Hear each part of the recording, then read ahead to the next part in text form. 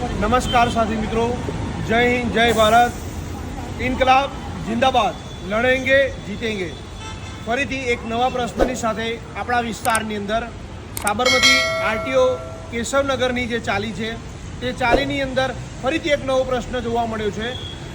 जे प्रमाणे આપણે એવું કહેવા માંગીએ છીએ કે પ્રશાસન હંમેશા ઊંઘતું ને ઊંઘતું હોય છે। સ્થાનિકો ગમે તેટલી કમ્પ્લેન કરે તો પણ છતાંય કોઈ સ્થાનિકોના વારે આવવા તૈયાર નથી। તેવા આ દ્રશ્યો છે।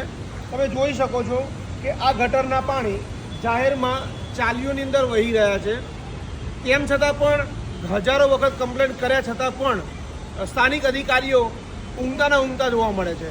અને જ્યારે કમ્પ્લેન કરીએ તો એમ કહે છે આ અમારામાં નથી આવતું, આ અમારામાં નથી આવતું।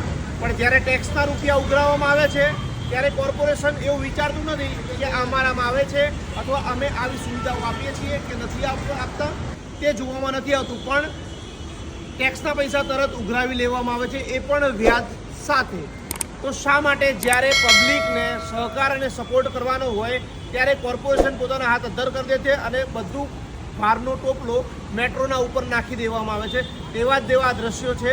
આપણે હવે સ્થાનિકોને પૂછવાની કોશિશ કરીશું કે સ્થાનિક આપણને શું કહે છે અને સ્થાનિકને થોડું સાંભળીશું કે સ્થાનિક અને આ જે પરિસ્થિતિ છે એ કેટલા સમયથી હેરાન થઈ રહી છે। તો આપણી સાથે છે ભાવેશભાઈ। ભાવેશભાઈ, આ કેટલા ટાઈમથી આ સમસ્યા છે?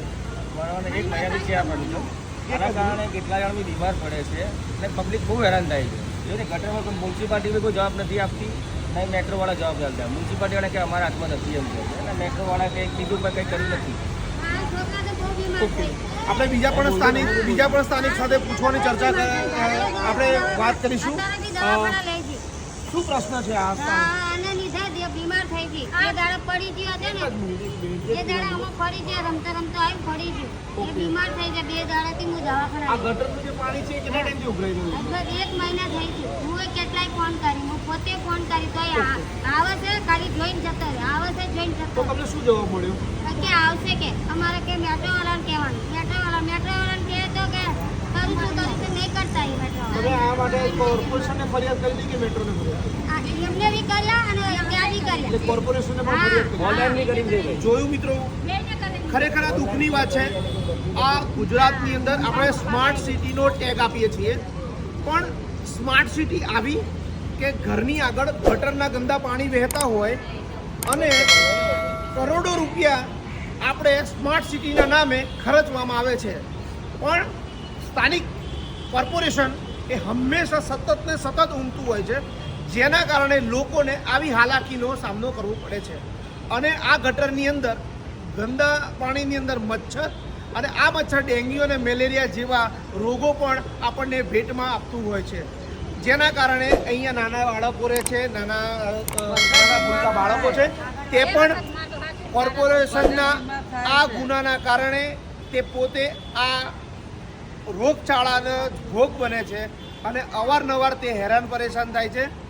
મારી 2 હાથ જોડીને નમ્ર વિનંતી છે કોર્પોરેશનને કે સ્થાનિકને વારે આવો અને તાત્કાલિક ધોરણે આ જે ગટરના પાણી ગંદા ઉભરાઈ રહ્યા છે એ તાત્કાલિક ધોરણે બંધ કરવામાં આવે, નહીં તો અમે સ્થાનિક કોર્પોરેશનની અંદર હલ્લાબોલ કરીશું અમારા જો કામ નહીં કરવામાં આવે। વાત સાચી કે ખોટી? તમે બધા આ વાતથી મંજૂર છો? ગટરના પાણી બંધ થવા જોઈએ।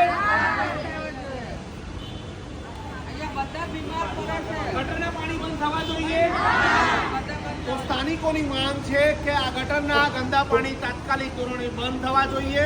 તેના માટે આપણે બધા ભેગા થઈને લડીશું। બોલો, લડેંગે।